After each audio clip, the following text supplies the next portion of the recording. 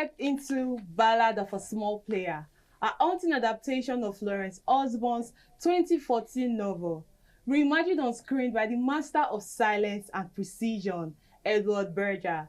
Berger is a German filmmaker known for his precise atmospheric direction, subtle emotions, and beautifully composed imagery. The title of this film feels fascinating. A ballad means a song of sorrow and confession. A small player, a man too fragile for the game is chosen. Together, it becomes one gambler's quiet distance. A man trying to outplay fate, yet losing himself. This film isn't about guilt, illusion, and the soft addiction of pretending your sins are forgiven. It's about what happens when a man runs out of money and lies. Hey guys, welcome to another episode of Lens, Script and Lyrics. I am Esoe, and here with me is Gift. Together we're reviewing the flick Ballad of a Small Player. Sit back, relax. We'll go on a short break. When we return, we'll dive straight into today's review.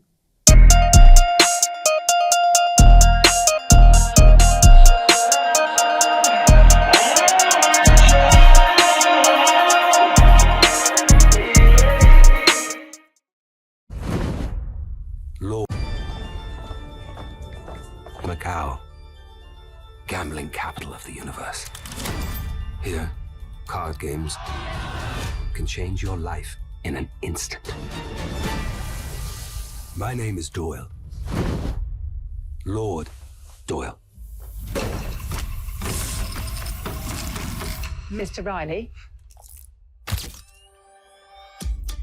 You stop? Ballad of a Small Player started showing first in theaters, then it started streaming on Netflix on the 29th of October. It stars actors like Colin Farrell, Fala Chen, Tilda Swinton, Dini, and other wonderful actors. Now, the story centers around Riley, who is a financier in the United Kingdom, but then he flees the United Kingdom to the city of Macau as a result of his financial crimes. Now in Macau, he poses himself as Lord Doyle. Lord Doyle is a gambler and an addicted gambler.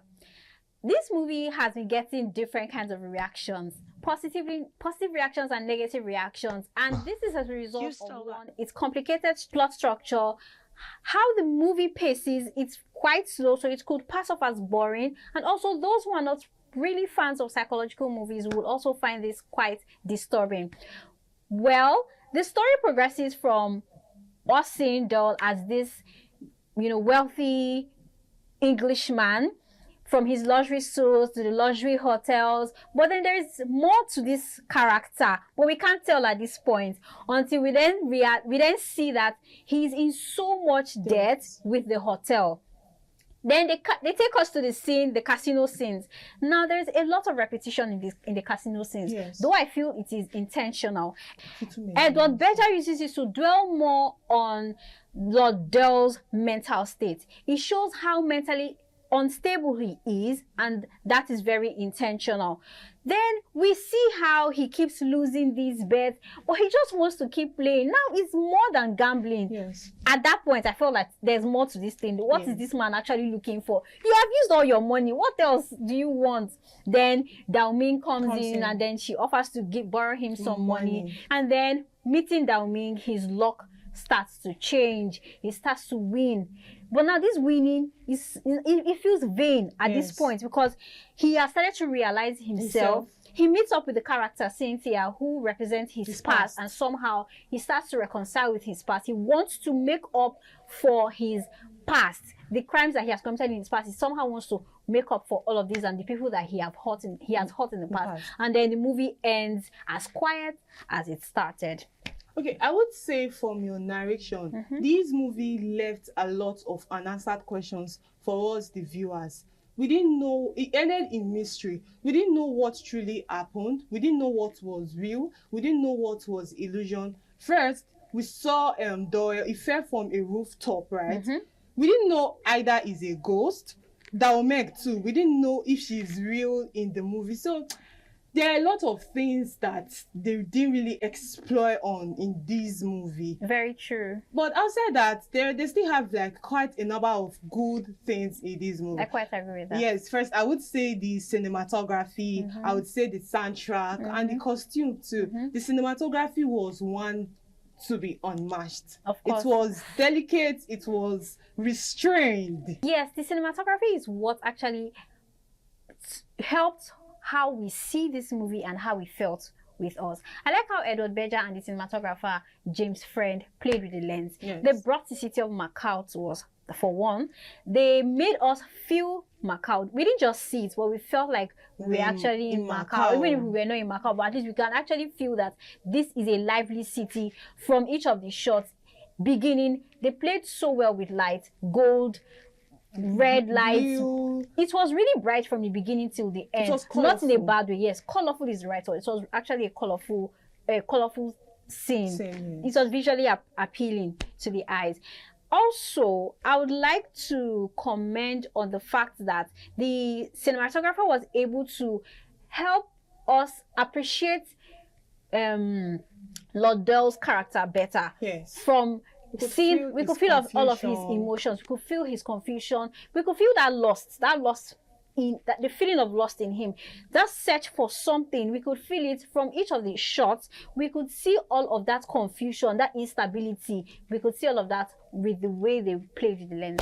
I would say that the cinematography, they didn't chase beauty. They used reflection instead. In mirror, in glass, in water. They made us understand Doyle's character better. And that leads me to his performance in this movie. Doyle's performance in this movie was very intelligent. It was restrained and it was, should I say delicate? It was delicate. He played his character like a man that is drowning in his own charm. He didn't just, it made us feel like it was real. It wasn't just acting. It brought that character to life. I would say that he brought this movie to life. Amidst all of the confusion, amidst all of the debates, what people could not understand, Doyle's character remains strong. His character is very strong. He brought me into his character so well that I could feel everything that he was going through. Yes. Yes. I could understand all of his emotions. I could understand everything that he felt. That is how good his character and strong his character was. The sound in this movie is breath on its own. It doesn't rush, it lingers, letting us into Doyle's self-destruction. The sound, I would say that silence in this movie is a score.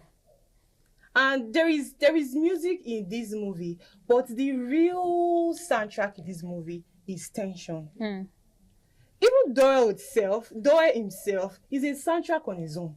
His silence alone is a soundtrack. That alone for me, it's a plus. Aside his silence, I can agree with you when you say that Doyle's character was a soundtrack on his own. Yes.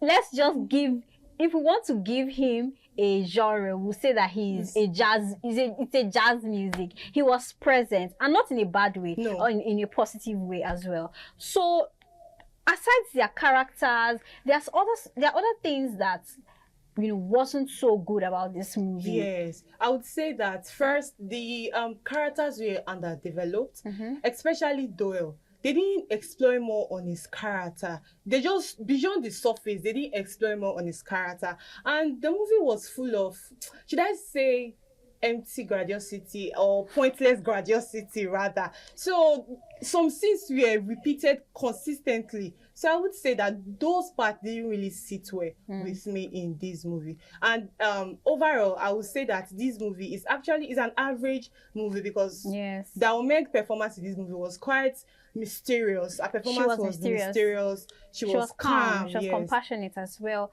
But I think that is the character, and she played it well because that was how she was meant to be to Lord Doyle. She was meant to be compassionate to him. She was meant to be mysterious in the story as well. She was meant to be that character that we do not really understand, that we still question.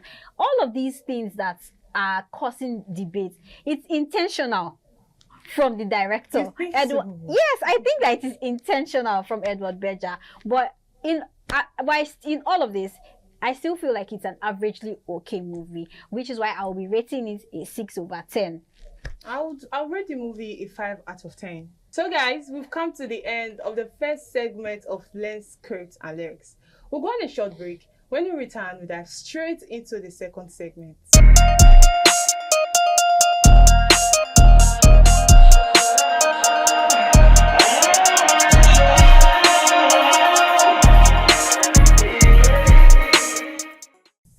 On this segment, we are looking into Flavour's new music video, Afroculture, featuring Senegalese legend Baaba Maal. The music video was directed by TG Omori, and I can say that this music video is indeed an Afroculture because it is really culturally rooted with the African culture. It is rich, and in terms of their costume, the choreography, the set, we can really say that this is celebrating Africa, its heritage, and everything that Africa stands for. Afroculture is a celebration of unity, heritage, African's pride, and I would say that the costume in this music video goes with theme, from the Igbo costume to Yoruba costume to the Senegalese costume too. I would say that it really goes with theme of this music video. They played very well with costume. Yes. The costume show that it's not restricted to Nigeria and Senegal alone. We can see Kenya, Mani culture from Kenya. There's South Africa in this video. There is, it looks Mali. Like it's shot in Egypt as well. You know, it's just celebrating Africa, its unity, and the fact that Africa can be one and is one. As also the sound is very strong. Very strong. It is celebratory. From the lyrics, Flavour is saying, come on, we dance, let's dance, let us celebrate the fact that we are Africans and this is who we are. As well as Baaba Maal's lines as well. We see the drums, the OP from the Igbo culture, there's energy from the choreographers. In fact, everything about this video just celebrates Africa. So I would say that this music video is not just about dancing and all of that. It's about unity. It's telling us that we are all one. We are all Africans. So yes, it's a nice music video. In this music video, Flavour and Baaba Maal are saying that this is who we are. Whether you like it or not, you must watch us and you must enjoy us. And I must say that indeed I enjoyed watching this music video. It is full of life, it is full of joy, it is full of celebration. I would like to add that a major part of this music video is unreal. They made use of the green screen, which allowed for creativity. Like I said earlier, it looked like it was shot in Egypt. But all of this is as a result of the green studio. I like how TG Omori played with all of this and it looked colorful. It still brought a lot of joy and, you know, rejoicing. It still expressed all of that in this music video. And with that, guys, we have come to the end of this episode of Lens, Script and Lyrics. Thank you guys for watching and staying with us. Remember to follow us on all social media platforms at iRavel Studios. Hit the notification button so you will be the first to know when a video drops. Join the conversation in the comment section. Until next time, see you guys.